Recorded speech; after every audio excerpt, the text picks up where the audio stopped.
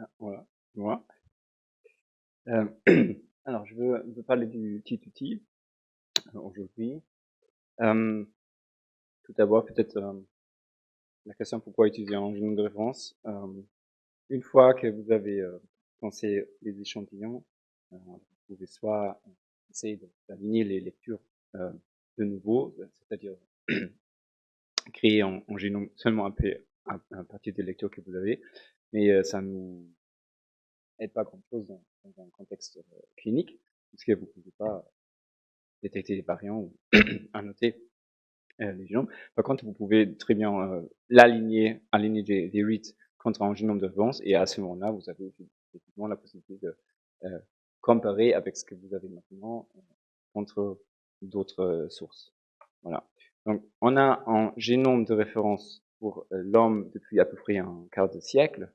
À l'époque, ils savaient déjà qu'il leur manquait pas mal de bases.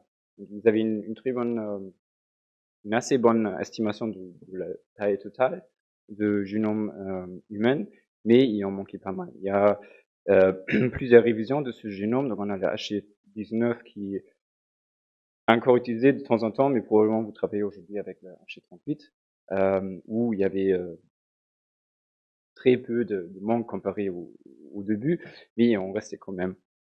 Et aujourd'hui, depuis un certain nombre d'années, on est on a un génome qui s'appelle CHM13, qui est complet, c'est-à-dire qu'il n'y a aucune base qui manque. Donc, comment ça se présente? Si vous regardez euh, dans IGV, si vous avez pris deux copies d'écran, il y a une fois le début, ou le début, à peu près le début du chromosome X sur HT38 et sur le CHM13. Et dans HT38, en fait, les premiers 10 000 bases, c'est un peu aléatoire, donc quelqu'un a dû dire, mettons 10 000, sont inconnus, donc c'est le télomère. Et en fait, c'est représenté avec les N ici. Et cette partie-là, c'est connu, le CTA, etc. Et en fait, se trouve plus proche euh, au bout du chromosome, à peu près à 1800 bases. Donc, j'ai essayé de retrouver cette séquence ici sur H38, sur CHM13, et elle est en fait plus à gauche, si vous voulez. Et on voit très bien aussi que euh, des bases ici sont en minuscules, c'est-à-dire que euh, si cette région est répétitive, ça explique pourquoi il y a tout ce que disons, ils n'ont pas réussi à résoudre ces séquences-là. Et aujourd'hui, c'est possible avec les long reads. Alors, pardon, mieux. Alors, d'où ça vient le CHM13? Donc, on a pris une ovule où le génome maternel manquait et le génome paternel a été dupliqué, ce qui nous a amené avec un karyotype 46XX. Et à partir de cette celle-là, on a réussi à développer une ligne cellulaire qui a été utilisée pour, euh, euh, pour, la, pour la création de ce génome de référence. Au début, il manquait le chromosome Y, puisque c'était en femelle, mais la version 2 de cette génome de référence est en fait maintenant en chromosome Y, et ça a été fait en partie de cet échantillon HC002 que vous connaissez peut-être, ou sûrement.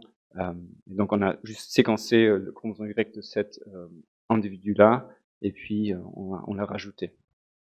Alors, euh, le nom officiel, c'est CHM13 version 2.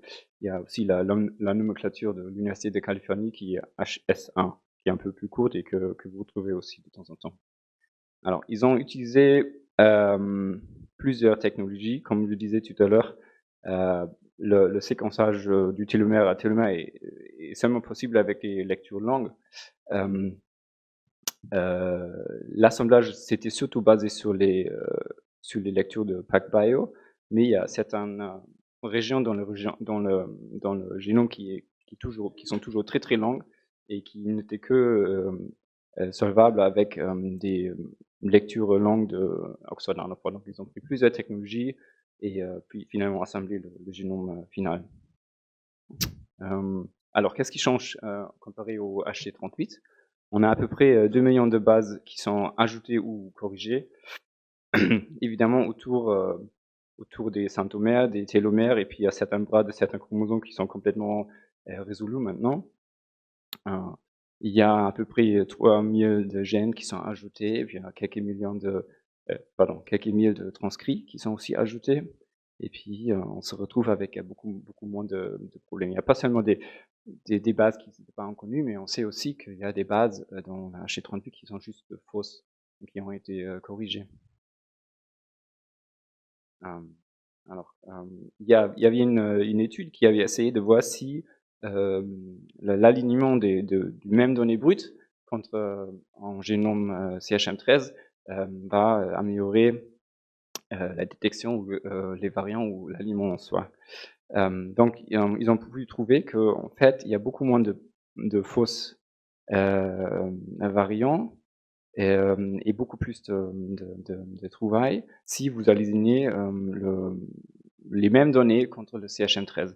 Et donc ici, la partie jaune est en fait sont les variants qui n'étaient pas détectables avant. Cela est vrai pour les lectures courtes, mais aussi pour les lectures longues. Donc on a pu trouver qu'indépendamment de la technologie, donc PacBio ou NT, et puis aussi indépendamment de l'outil Bioinfo, vous allez vous retrouver avec moins de fausses variants, et puis aussi avec une couverture qui est plus uniforme. Et pareil, ce qui est intéressant ici de voir, c'est que quand vous alignez contre le HC38, vous allez vous retrouver avec un nombre élevé d'insertions si vous avez un génome, ce qui est bien explicable parce qu'il y a justement pas mal de régions qui ne sont pas résolues dans ce génome-là. Donc vous allez vous retrouver avec des lectures qui ne collent pas du tout. Donc vous avez trouvé des insertions, mais qui sont juste fausses. Alors que si vous utilisez le CHM13, l'équilibre, il y a beaucoup plus d'équilibre entre les délétions et les insertions, puisque ces lectures-là, maintenant, vont bien coller. Toujours dans cette même étude, ils ont essayé de voir s'il y a aussi une amélioration dans un contexte clinique. Donc ce qu'ils ont fait, ils ont choisi un certain nombre de gènes qui étaient bien placés et sur le CHM13 et sur HC38. Et ils ont pu ils ont pu montrer que indépendamment du type du variant, et puis aussi indépendamment de la technologie, encore une fois, alors vous allez vous retrouver avec moins d'erreurs. Donc ce qui suggère qu'il y a un certain avantage dans un contexte clinique. J'ai pris deux exemples ici. Donc là, on voit un gène qui a en fait une duplication, enfin une région dupliquée dans le génome humain, et cette duplication en fait manque dans le H38. Donc ce qui fait qu'il y a des lectures, indépendamment de la technologie, qui ne collent pas très bien dans ce gène-là. Si vous alignez contre le H38. Alors si vous alignez les mêmes données contre le CHM13, et ben vous allez vous retrouver avec beaucoup moins de fausses résultats, puisque les lectures collent mieux. Un peu l'inverse, il y a une duplication dans HC38 qui n'existait pas en réalité. Alors, en réalité, donc, selon le modèle CHM13, qui en fait n'est pas dans ce gène-là, mais dans un autre gène, mais qui fait que certaines lectures qui devraient en fait coller ici sont placées ailleurs par la ligne. Donc si vous, alors il manque là chez 38 ici, si vous alignez les mêmes lectures contre CHM13, vous allez vous retrouver avec une couverture beaucoup plus uniforme, ce qui est bien pour l'analyse. Alors, est-ce que le H100 va remplacer le H38? Alors il en faut plusieurs ingrédients pour remplacer un génome de référence par un autre. On a ce nouveau génome, il est de très bonne qualité, il est complet, on peut l'utiliser. Par contre, ce qui manque un peu, c'est l'infrastructure autour. Donc, si vous voulez remplacer un génome par un autre, il vous faut valider les processus qui ont changé. Donc il vous faut, par exemple, des échantillons JAB que vous pouvez aligner contre l'autre génome, et vous devez savoir si c'est toujours correct ou pas. Donc, mais cette partie manque toujours aujourd'hui. Il y a, alors j'ai vu que il y aura un papier qui va publier justement cette année des données pour le H002, pour le CHM13, donc ça sera possible dans le futur. Et finalement, toujours dans un contexte clinique, ça va vous aider pas grand chose si vous avez que des variants, il vous faut aussi une annotation, il vous faut aussi des informations qui vous aident à juger le variant, et, et ça manque encore toujours. Je me rappelle, il y a 10 ans à peu près, c'était un peu la même chose avec la HC38. Les gens ils utilisaient la HC19 parce qu'il n'y avait pas GNOMAT encore sur le HC38, il n'y avait pas encore Clenva sur le HC38. C'était un peu la même chose, et aujourd'hui on est là encore. Donc il manque, voilà ce que je disais, il manque un peu l'infrastructure autour. J'ai regardé un peu parmi les sources de notation qu'on a en Varvis, si il y a déjà un support pour le CHF13. Et en fait, il n'y a qu'un seul que j'ai trouvé qui a très récemment publié une nouvelle version qui a le CHM13. Il y en a quelques-uns qui en travaillent, et puis pour les autres, en tout cas, j'en ai pas trouvé d'informations. Ça ne veut pas dire que c'est pas en marche, mais pour l'instant, j'en ai pas trouvé. Et finalement, j'aimerais aussi un peu poser la question si le concept dans ce génome de référence, comme on l'a fait pendant les 25 années dernières, est toujours valable dans le futur. Donc on a depuis un certain nombre d'années déjà ce projet-là qui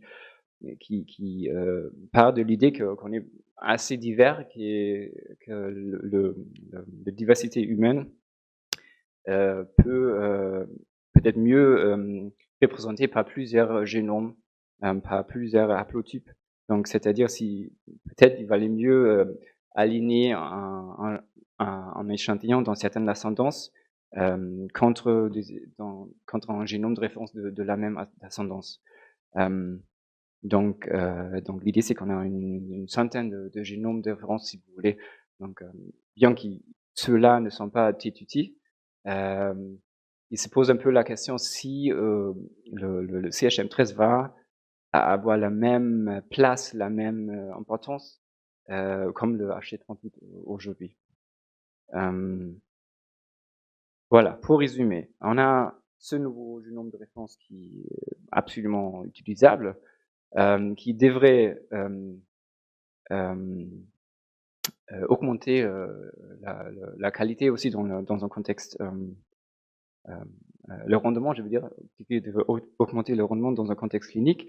Il manque un peu ce qu'il nous faut autour pour pouvoir l'utiliser aujourd'hui, et puis finalement on verra si l'idée d'un seul génome de référence sera valable dans le futur. Merci.